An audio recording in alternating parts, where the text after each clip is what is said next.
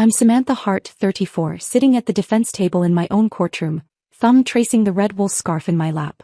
Across the aisle, Kevin and Karen were laughing with their attorney, already spending the $5.5 million they thought they were about to steal. They didn't even recognize me. Then the bailiff's voice cut through the room. All rise for the Honorable Judge Samantha Hart. My parents stood expecting a stranger. But I stood with them. I walked past the bar, up the steps, and took my seat behind the bench. Their lawyer's smirk froze instantly. I need you to be the jury today.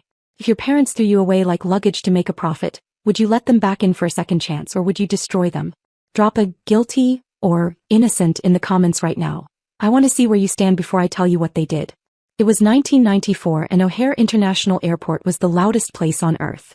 Terminal 3 hummed with a frequency that vibrated right through the soles of my sneakers. People were rushing, announcements were chiming, and the conveyor belts buzzed with an endless, mechanical drone. But I didn't feel part of the motion. I felt like a stone in a river, stuck in heavy while everything else flowed around me. I was 5 years old, wrapped in a red wool scarf that scratched my neck. It was itchy and too long, dragging on the dirty linoleum, but I refused to take it off. It was the only thing standing between me and the biting draft of the automatic doors. Kevin and Karen were walking ahead of me. They weren't holding my hand. They were checking their watches, their movements sharp and synchronized. They didn't look like parents who were about to lose a child. They looked like people running late for a business meeting. They looked annoyed. Karen glanced back, her eyes narrow. Keep up, Samantha. You're slowing us down. They led me past the ticket counters, past the happy reunions at the gate, all the way down to the oversized baggage claim. It was a cavernous, industrial space where golf clubs and car seats were spat out onto a metal carousel. The air smelled like jet fuel and stale coffee. Wait here, Kevin said. He pointed to a metal bench bolted to the floor. Watch the bags. We have to go get the tickets. Don't move until we come back. How long? Asked my voice small. Just count the bags, Karen said, not looking at me. She was looking at the exit signs. Count 500 bags. By the time you finish, we'll be here. I sat down. I pulled the red scarf up over my nose. And I started counting. 1, 2, 3. A set of skis. A guitar case. A cardboard box taped shut. I counted to 50. I counted to 100. The crowd thinned out. The buzz of the belt became rhythmic, hypnotic. 200. 300. By the time I reached 500, the carousel had stopped moving. The other passengers had collected their things and left. The lights seemed to dim, humming with that low-voltage sound that only lonely places make. I sat there, gripping the wool of my scarf, and I realized something that a 5-year-old shouldn't have the vocabulary to understand. They weren't late. They weren't lost. The look on their faces when they walked away hadn't been panic. It had been relief. They had dropped me off at oversized baggage because that is exactly what I was to them. Heavy. Burdensome. Something to be checked and never claimed. That was when the silence hit me. It wasn't a peaceful quiet. It was a heavy, suffocating blanket that pressed down on my chest until I couldn't draw a breath. That silence broke something inside me. It stole my voice. 4 years after that night, I barely spoke. I let the world happen to me because I was too afraid to make a sound. It took me 3 decades to learn that silence could be a weapon, not just a wound. Today, when I sit on the bench and the courtroom goes quiet waiting for my ruling, I control the silence. I use it to command respect. But back then in Terminal 3, the silence commanded me. Told me I was nothing. I don't know how long I sat there frozen. Eventually, a security guard on a Segway rolled past, did a double take and circled back. But before he could say anything, a man in a gray suit stepped out from the shadows of a pillar. He had been standing there for a while, I realized later. Watching. Waiting to see if anyone would come back. He was tall, with kind eyes behind wire-rimmed glasses. He didn't look like a hero. He looked like an accountant.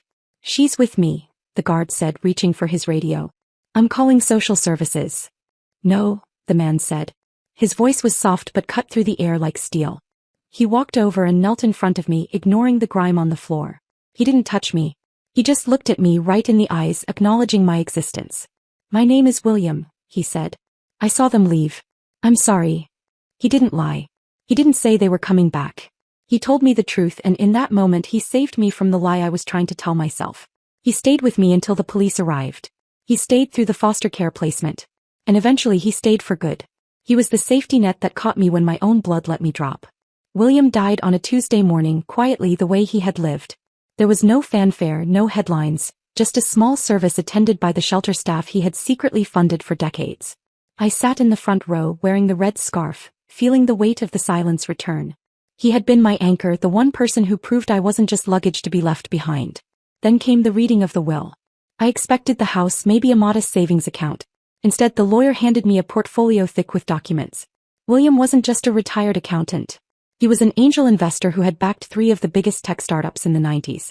He had lived simply so he could give generously. The final number was $5,500,000. $100,000 for every year of his 55-year career. He left it all to me. The news broke 2 days later. Local judge inherits secret fortune. It was the beacon I had dreaded. It took exactly 48 hours for the phone to ring. It wasn't a call. It was a process server. I was served with a lawsuit at my home address, fraudulent custody and estate theft. The plaintiffs were Kevin and Karen Hart. They didn't call to ask how I was. They didn't ask to meet. They sued.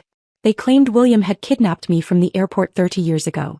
They claimed they had been searching tirelessly for 3 decades, victims of a sophisticated abduction plot.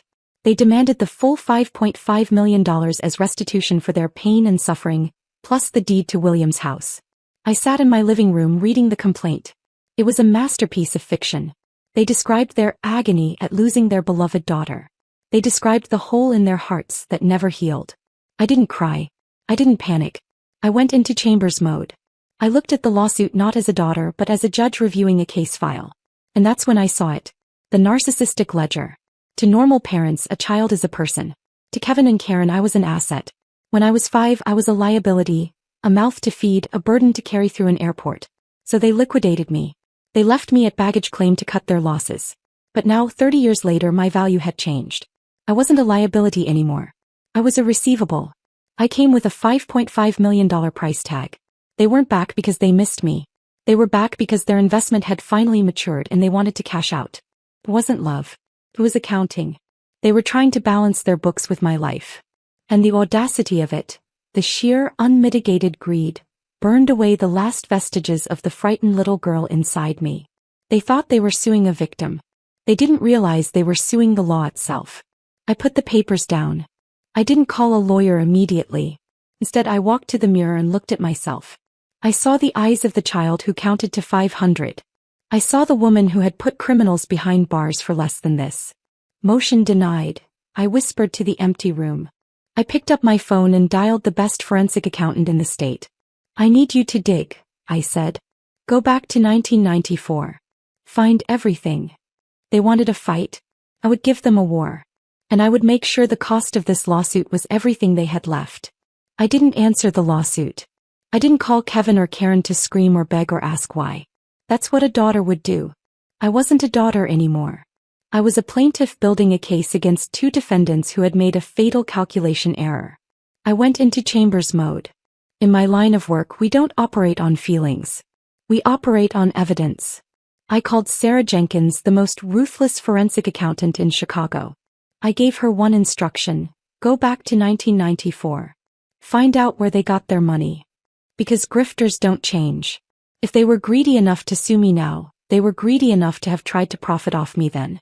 You don't just walk away from a child and not try to capitalize on the loss. For 3 days, my dining room table turned into a war room. We pulled tax returns, old property records, and court archives that smelled like dust and rot. Most people think the past is buried. It isn't. It's just waiting on microfiche. Sarah found the anomaly on a Tuesday night. Sam, she said, her voice flat. Look at 1995. I leaned over her shoulder. There, buried in a stack of digitized court filings from Cook County, was a civil suit docket number. Kevin and Karen Hart versus American Continental Airlines. They hadn't just walked away. They had sued the airline. I pulled the full case file. My hands didn't shake. They were steady, cold, turning the pages of my own erasure. The complaint was a work of art.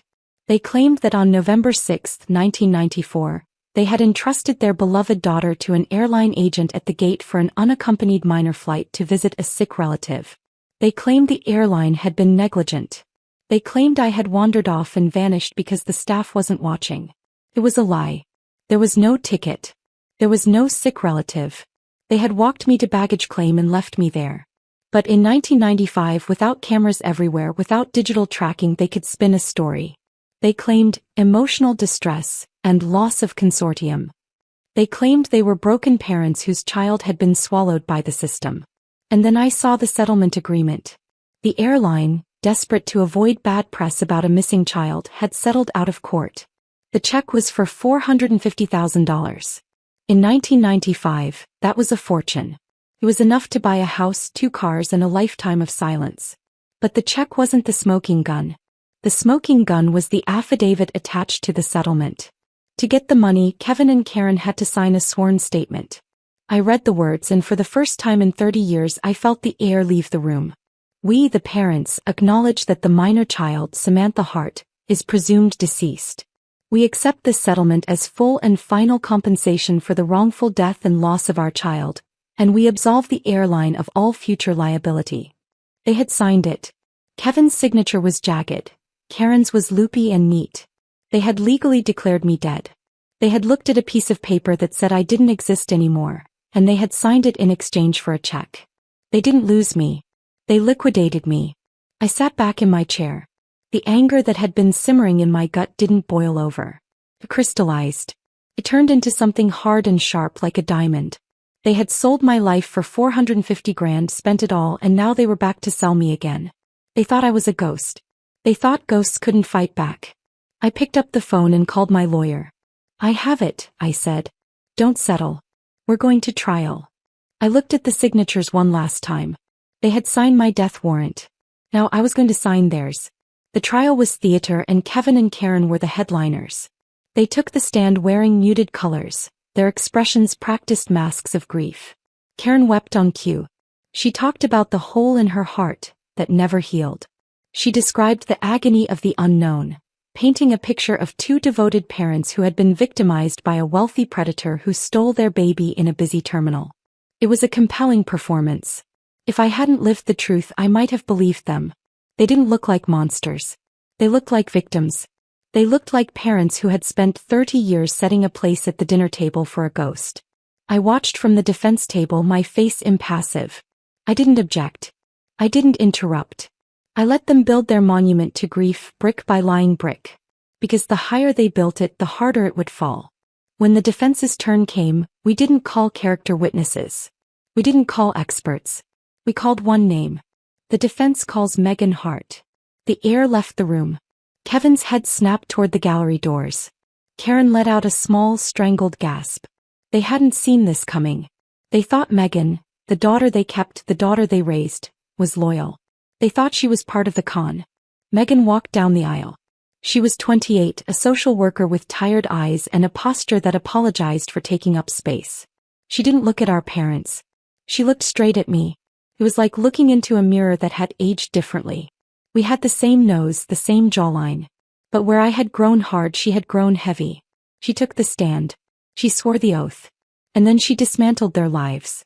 Megan, my attorney asked, what was it like growing up in the Hart household? Megan took a breath that shook her entire frame. It was like living in a mausoleum, she said. Her voice was quiet but clear. I wasn't just their daughter. I was the replacement. I grew up in the shadow of the tragic lost sister. But it wasn't about missing Samantha. It was about using her. This was the ghost sibling paradox. I had always assumed Megan was the lucky one. She was the one who got to go home. She was the one who got the parents. But as she spoke, I realized I had it wrong. I had escaped. She had been trapped in the performance for 28 years. They used the story, Megan continued. Every time rent was late, every time Dad lost money gambling, they would bring up the tragedy. The church gave them money. The neighbors brought casseroles for years. My sister wasn't a person to them. She was currency. Her absence paid the bills. Karen stood up, her face red. Megan, stop this. Don't you dare. Sit down, the bailiff barked. Megan didn't flinch. She reached into her tote bag and pulled out a shoebox. It smelled like mildew and old attic insulation. They told everyone they spent every dime searching for her, Megan said. They told me they hired investigators. They told me they scourged the earth. But when I was cleaning out the attic last week looking for old photos, I found this. She opened the box. It wasn't full of missing persons flyers. It wasn't full of correspondence with the police. It's casino receipts, Megan said. From the Empress Riverboat Casino in Joliet. She held up a handful of faded thermal paper. These are dated November 7th, 8th, and 9th, 1994. The week Samantha disappeared. While the police were looking for her at the airport, Kevin and Karen were gambling. They weren't searching. They were celebrating. The silence in the courtroom was absolute. It was the same heavy, suffocating silence I remembered from the baggage claim, but this time it wasn't crushing me. It was crushing them. Megan looked at our parents, tears finally spilling over. I used to feel guilty that I was the one who got to stay, she whispered. But now I realize. Samantha was the one who got away. I was the one who was left behind. Kevin sank into his chair, a man whose entire existence had just been exposed as a hollow fraud. They hadn't just abandoned one daughter. They had devoured the other. My attorney didn't give the room time to breathe. Megan's testimony had cracked the foundation, but we needed to bring the whole house down. He walked to the bench and placed a single yellowed document in front of the presiding judge. It was a certified copy of the 1995 settlement agreement from the Cook County Archives. Your Honor, he said, his voice cutting through the stunned whispers of the gallery. The plaintiffs are suing for custody of an estate based on their parental rights. However, according to this sworn affidavit signed on December 12, 1995, Kevin and Karen Hart legally declared their daughter, Samantha Hart, deceased. Kevin's face went the color of ash. Karen grabbed his arm, her fingernails digging into his cheap suit jacket. They knew exactly what that paper was. It was the receipt for my life. The presiding judge read the document. Her eyes narrowed. She looked from the paper to the plaintiffs, and the expression on her face wasn't judicial neutrality anymore. It was pure, unadulterated disgust. Mr. and Mrs. Hart, the judge said, her voice dangerously low. You accepted $450,000 from American Continental Airlines for the wrongful death of your child. You signed a statement claiming she was gone. So one of two things is true right now. Either you committed grand larceny and fraud in 1995, or you are committing perjury and fraud upon the court today. Which is it? The trap snapped shut. If they admitted I was alive back then, they were felons who had stolen $500,000. If they stuck to their story that I was dead, they had no standing to sue me now because ghosts don't have heirs. Their lawyer, realizing he had been led into a minefield, physically stepped away from them. He began packing his briefcase. I stood up. I didn't ask for permission. I didn't wait for my lawyer to speak. I walked around the defense table and stood in the center of the aisle facing them. For 30 years I had been afraid of these people. I had let their memory haunt every quiet room I entered. But looking at them now, shivering, trapped, and small, I realized I wasn't looking at monsters. I was looking at parasites. You sold me, I said. I didn't yell. I used the voice I used when sentencing a violent offender, cold, flat, and final. You didn't just leave me at the airport. You cashed me in. You put a price tag on your own daughter and you spent it on blackjack and slot machines. Karen tried to speak. She opened her mouth, tears streaming down her face. The same performance she had used on the church, the neighbors, and Megan. Samantha, please, she choked out. We were young. We were scared. We loved you. You declared me dead, I interrupted. You signed a paper saying I didn't exist anymore so you could buy a boat. Well, congratulations. You were right. The daughter you had is dead. She died in Terminal 3. I leaned in closer, letting the silence stretch until it was almost unbearable. This was the gavel of silence. I wasn't drowning in it anymore. I was wielding it. A ghost cannot inherit, Kevin. But a ghost can haunt you. And I promise you, I will haunt you with every legal instrument at my disposal until you wish you had never walked back into my life. The presiding judge banged her gavel. It sounded like a gunshot. Case dismissed with prejudice. Bailiff, please escort the plaintiffs into custody. I am referring this matter to the District Attorney's Office for immediate investigation into insurance fraud and perjury. Kevin and Karen started screaming as the officers moved in, but I didn't watch. I turned my back on them just like they had turned their backs on me. Continue. The fallout was absolute. The statute of limitations on the 1995 settlement fraud was a complex legal knot, but the perjury they committed in open court was fresh. They were indicted 3 weeks later. The local news, which had initially run the story of the judge's secret fortune, now ran a very different headline: the parents who sold their child. Their reputation was incinerated. The church cut them off. The neighbors who had brought casseroles for 30 years demanded explanations they couldn't give. They lost their house to legal fees. They were left with nothing, no money, no status, and no daughters. I didn't keep the $5.5 million. William hadn't given it to me to buy a yacht. He had given it to me to build a safety net. I used the money to launch the Baggage Claim Foundation. We provide top-tier legal defense for foster children aging out of the system, ensuring that when the state stops caring, someone else steps in. We make sure no child ever has to stand alone in a terminal wondering if they matter. 6 months later, I sat in a coffee shop in downtown Chicago. Across the table, Megan was laughing at something I said. She looked different. The weight was gone from her shoulders. She had quit her job at the agency and come to work for the foundation as our lead social worker. We were building a relationship from scratch, brick by brick, without the rot of our parents' lies between us. I reached for my coffee and the sleeve of my coat pulled up, revealing the red wool scarf I was wearing. I didn't wear it because I was cold. I wore it because it looked good. It wasn't a shield anymore. It was just a scarf. The coffee shop was noisy, full of clattering cups and chatter, but for a moment, I let myself listen to the silence underneath it all. It wasn't the terrifying, lonely silence of the airport. It was the peaceful silence of a closed case. It was the silence of a debt finally paid in full. I looked at Megan, I looked at the work we were doing, and I realized that William was right. I wasn't the girl who was left behind. I was the girl who was caught.